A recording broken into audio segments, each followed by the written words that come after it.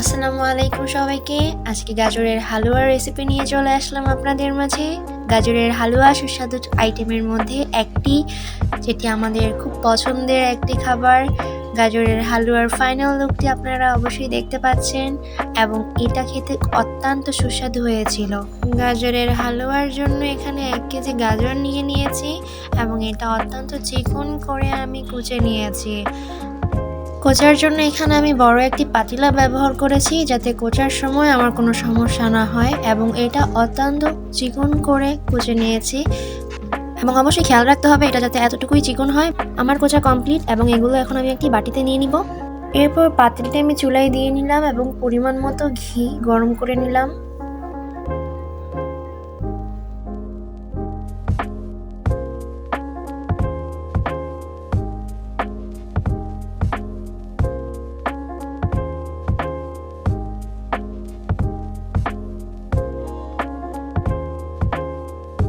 ঘিটা গরম হয়ে যাওয়ার পর কুচে রাখা গাজর আমি গরম ঘিতে দিয়ে দিলাম।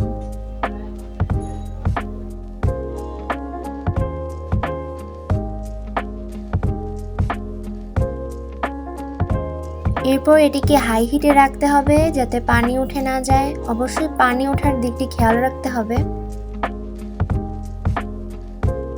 গাজর কুচিটা নরম হয়ে আসা পর্যন্ত আমি অপেক্ষা করব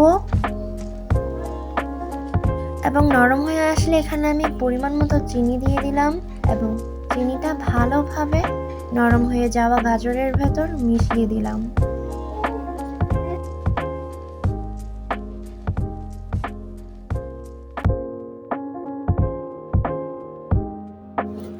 ভালোভাবে মেশানো হলে আগে থেকে গরম করে রাখা লিকুইড দুধ দিয়ে দিলাম।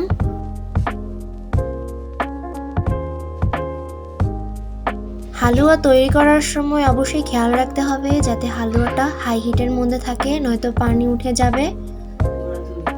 এরপর অনেক বেশি নরম হয়ে আসলে আমি এখানে বাদাম অ্যাড করে দিলাম। আমার বাদামের মধ্যে ছিল কাজু বাদাম, কাঠবাদাম, পেস্তা বাদাম।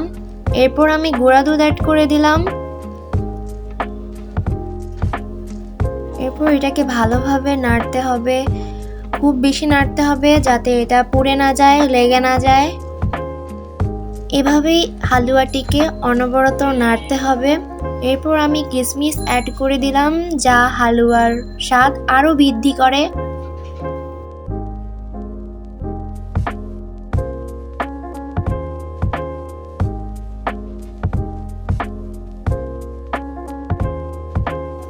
হালুয়াতে চাপ দিয়ে দেখতে হবে পানি উঠেছে কিনা। যদি পানি না উঠে থাকে তাহলে বুঝতে হবে হালুয়া রেডি হয়ে গিয়েছে।